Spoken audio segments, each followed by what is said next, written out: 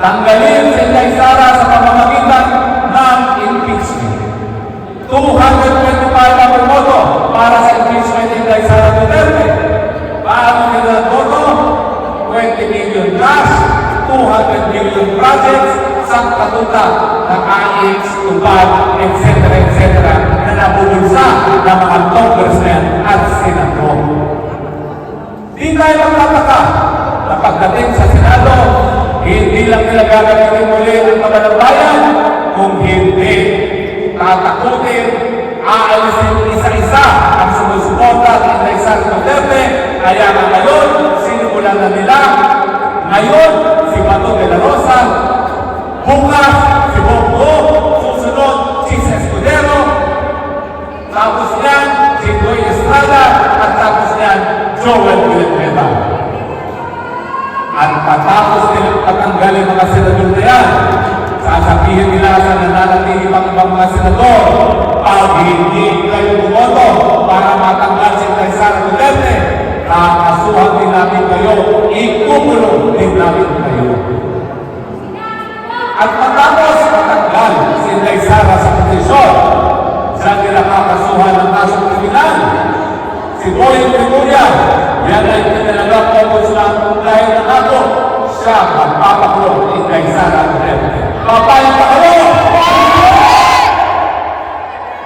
Yan ang kanilang plano. At ngayon, nakikita nyo, nasa kalagitnaan na sila para sa siguraduhin mawawala ang suporta ni Inday Sara Duterte sa Senado. Ngayon siya ay na-impeach na ng mga congressman sa House of Peace. Saan na tayo matutulong ngayon? Akala natin, dahil mahirap ang buhay, akala natin ang mga Pilipino, babalikan ng kasaysayan, gagamitin ng kapangyarihan sa kanilang kamay para sipain ang walang silbing presidente. Ang mastermind ng nakawan sa Pilipinas, Marcos Jr. Tama ba mali? Sino ba ang pumirma sa maanumalyang budget? Sino ba ang nagtalaga sa kanyang pizza para maging House Speaker? Sino ba ang nag-apruba ng mga budget na meron mga insertions, hindi lang kongresista at senador, pati insertions galing kay Marcos? Sino yun ang dapat sisihin sa mga kakurapunan na nangyari na nagbuka sa maanumalyang budget ng 2024, 2025 at 2026? Bakit kayo binabali ng sisi? Isabi mo lamang. Kayo ang mastermind. Ay sino? Pupunta siya. Mga Pilipino, ano nangyari sa inyo? Alam ko yung Marcos Sr. naging diktador. Pero at least ang Marcos Sr. hindi baka. Pero ano si Marcos Jr. yung sinasayaw namin na mahalaga? 1, 2, 3.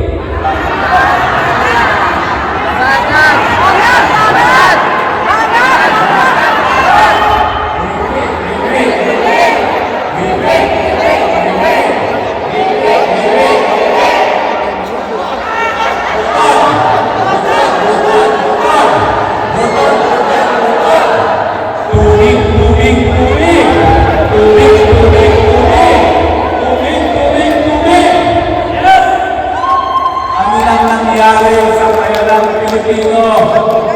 Bakit kurap na bangat ano lang nangyari sa people power, mga kababayan? Tayo mga nasa abroad, ginagamit natin ang lahat ng pamamaraan. Nag-no remittance day tayo. Hindi naman po pwedeng madalas dahil magugutom naman ang ating mga mahal sa buhay sa Pilipinas. So ano ang ating maghahanap? Dapat eleksyon. Yes. Si Inday Sara na nagsabi, kung magkakaroon ng eleksyon, siya ay tatakbo ng pagkapresidente. Ang alam ko lang, susubukan din nilang lahat para magpatuloy ang eleksyon, para magpatuloy ang Marcos Bangal Jr. Papayag ba kayo? Ang tingin ko, hindi rin papayag ang ating mga kababayan dahil ang nakakalungkot na katotohanan, isang beses, isang taon lang sila nakakatanggap ng pera sa mga tulisang mga politiko.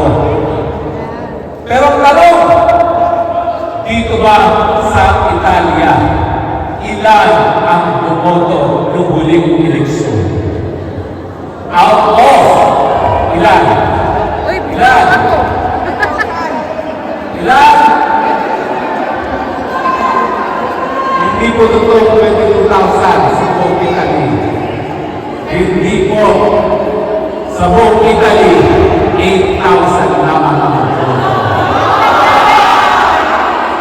Sa buong daigdig, 14 million Filipinos. Alam niyo kung ilan lang ang rehistrado para bumoto? Sige, hulaan niyo. 1.3 million lamang.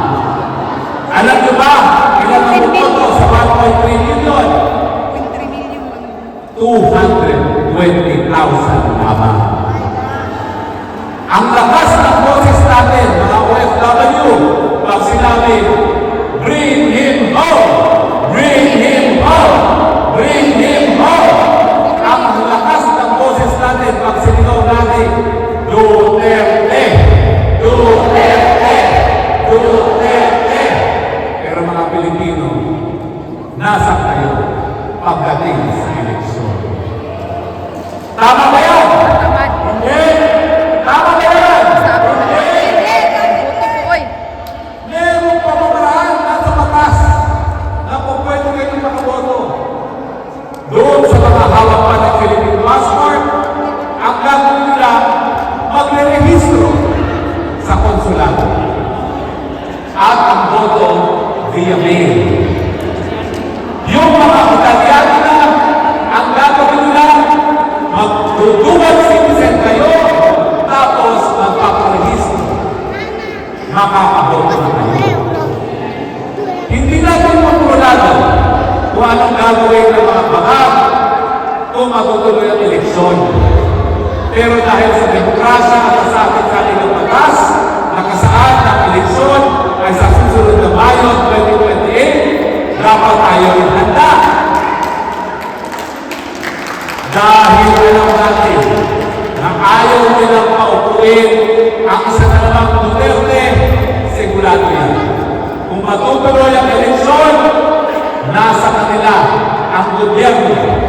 Ibig sabihin, gagamitin ang boto para mabili ang boto. Nasa kanila ang mga NGOs. Ibig sabihin, gagamitin ang NGOs hindi lang para mamigay ng pera pagbabayin, para takutin ang mga tao na bumoto kay Inday-Sara Duterte. Dahil nasa kanila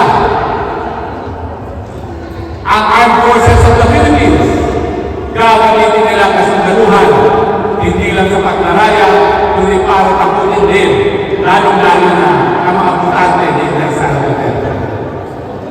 Ano na lang ang pag-asa ni Inday-Sara Duterte sa eleksyon? Kayo na lang. Unang-una, 14 million tayo. Bakit 1.3 lang ang rehistrado? Taas ang kamay. Ilan ang rehistrado ito para bumoto? Mga kalahati. Ilan ang actually bumoto ng huling eleksyon? Maganda naman ang showing dito. Pero tingnan ninyo, kalahati hindi rehistrado at hindi nakaboto. Ilan ang butante sa buong Italia ng mga Pilipino? 160,000. Ang katumbas niyan ay 2 hanggang 3 distrito sa Pilipinas. Pwede ba ho? Siguraduhin natin yung 160,000, 100,000 man lang makarehistro at gawin naman natin from 8,000 na bumoto, gawin natin 80,000 ang bumoto. Kaya ba yan? Kaya po ako ngayon, nag-iwan. Hindi po pwede sigaw lang tayo ng sigaw ng Duterte. Bring him home. Pagdating sa eleksyon, walang boto. Sa Netherlands po, mahihingi kayo mga tao doon. Araw-araw ka sa Duterte Street. Pero ilan ang bumoto? Wala pa 100.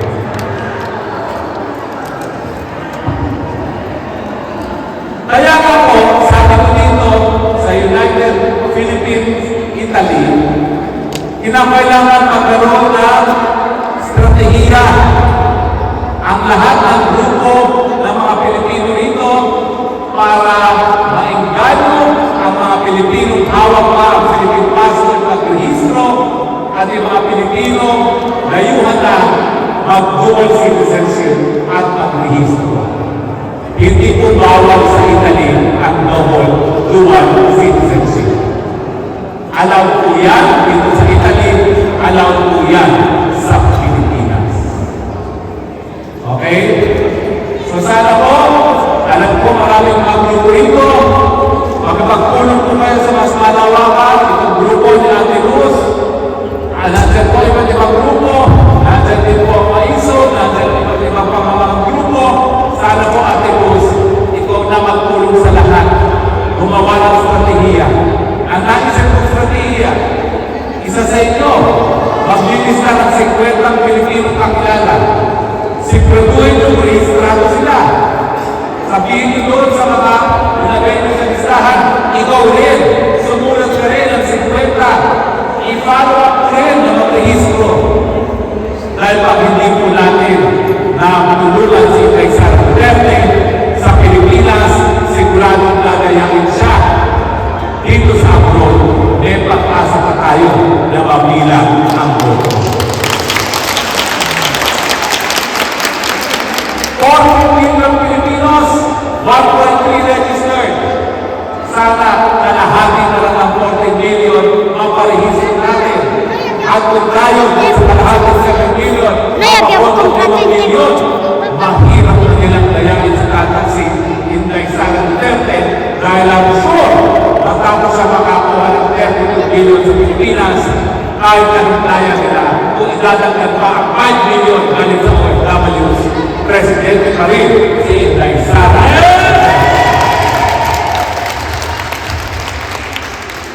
Patuloy mo tayo sisigaw ng Duterte, bring him home. Pero ngayon, sa ating gawa, ang dapat natin gawin, kabayan, mag-rehistro dahil kung hindi, mananatili ang mga bangal at mga kurang na administrasyon ni Marcos Jr. Tama? Gusto niyo ba yan? Gusto niyo ba yan? Sino dapat na susunod ng Presidente? Inday Sara Duterte! Inday Sara Duterte! Anong gagawin natin para masiguro yan? Register! Register! Register! Asahan natin po ang inyong mga suporta. Pero bago tayo magtanong, di mga katanungan natin, pwede ba ako magbigay tayo ng like?